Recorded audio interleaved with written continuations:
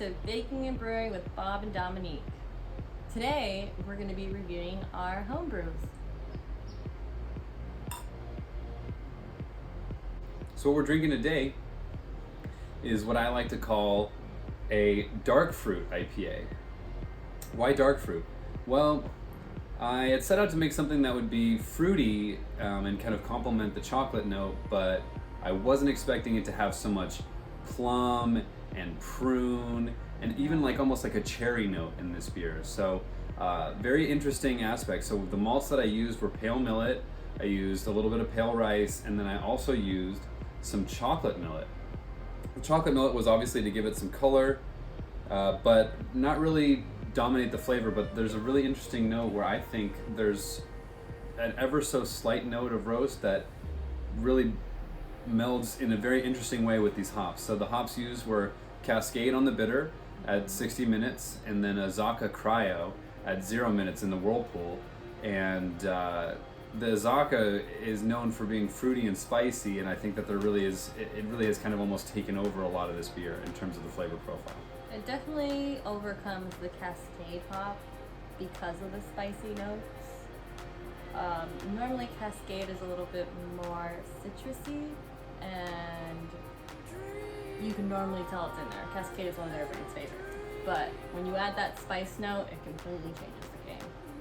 Very true. Yeah, I was very interested to find out the color. It's definitely got this almost brown, but you know, amber more. Red, amber. Yeah, very interesting. Yeah.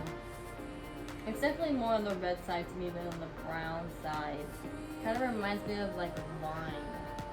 Oh, interesting, like a sherry. Yeah. Okay. Yeah. At least in your glass. My glass looks a little bit browner. True. But we have the cute boot, so. yes. One thing that I want to take note is, one thing that I used to get confused was the difference between roast and smoked tastes. This is more roasted in the sense that it's got like a hint of caramel, like that sweetness. Usually smoked beers don't have very much sweetness to them. It's all like oak forward. So just for the beginners out there, that's something that I want to quote out: the difference between roast and smoke. So explain what you mean in a little bit more detail. So when you say like roast versus smoke, so what you're talking about like the difference between ash, or what do you mean? No, I'm talking the difference between like woodiness. Okay.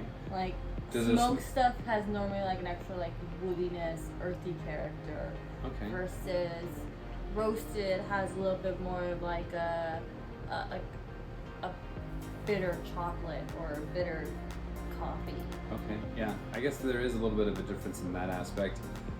Sometimes I almost feel like some smoked beers just taste like barbecue. True, that's true. But then that's why I say woody. I wonder if it depends on the kind of wood that you use. Like the next beer that we're about to have has a little bit of applewood smoke in it. So that'd be something to really compare and contrast there. Now we gotta finish this beer first. I do like the color, but it's interesting when you look at different glasses. Like, it's really hard to tell the color on this one versus your glass. But that's just because mine has a lot of different contours to it. Well, I would definitely say amber is a strong color to be able to zero in on. Fair. And I think one of the things that's very interesting about this beer in terms of experience is expecting roast, but really not getting a lot at all. There isn't a stringency from some of the roasted malts in here, but there really isn't that much chocolate roast when you really look at it. No, there's not very much sweetness to this at all. So there is a half pound of chocolate roast in here. And I wonder if a little bit of the red character comes from the amber rice that's in here.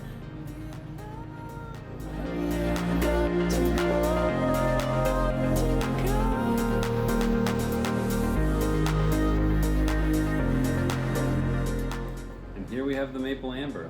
So maple amber was my beer. I wanted to test out what would happen if we put maple syrup on it, and we had these really cool hops that we got from Homebrew Con called Provoke, which is half hop, half oat chips. I forget what kind of hops are in it. I don't actually know what kind of hops are in it, to be honest with you, but Yeah. it does blend to a pretty interesting tasting beer. There's almost a berry note in there, maybe coming from the hops. Kind of hits you on the nose at first, then the high palate, but then there's this really nice chocolatey coffee note that hits you right at the end. And that's from the applewood smoked. Yeah, well, there's also some roast malts in there. So Dominique had a layering of both 30 Lovabond buckwheat, which is a roasted style buckwheat, a crystal buckwheat. That's an interesting berry taste. Yeah, so there's almost no nuttiness. Usually you get a little bit of nuttiness from buckwheat, but I think that maybe the crystallization aspect of turning that buckwheat into a crystal malt changed some of the complexity there. I think also the way it like plays with the oak gives you that like sweetness that implies berry instead of like just vanilla. I usually get a lot of like more of those vanilla, Yeah. some tannic notes, sometimes from oak, but this is pretty low in tannic actually, which is very interesting. It's probably because we really only had it in contact, those oak chips that were in the Provo hops. We were only in contact with the beer for maybe 5 to 6 days. Then they fell out. Well, I think that there's a very strong aspect of cold crashing. You're going to lose a little bit of flavor when things are a little bit colder. That's one of the reasons why you have to add more flavorings to ingredients when you're making ice creams. It's a really interesting flavor combination. Yeah, really almost easy drinking because it is pretty dry, but it still has a good body. There's good carbonation here. And not as much head retention probably because of that lighter aspect in body, but still a great taste. It's interesting how dry it is. It's almost like a brandy wine or a. I think the maple gives it a certain level of fortified feeling. It also probably bumped it up a couple gravity points in terms of alcohol. So what would have been probably a 5.5% beer is probably closer to 7% because that extra pound of maple syrup we put in there. I'm happy we did it. If you want a sweeter beer, throw a pound of maple syrup in there. It'll definitely give you more of that mead-like taste. That's if you want a drier, sweeter beer, which I don't like. This is what some people might call like a semi-dry because of that sweet aspect. What do you mean by semi-dry?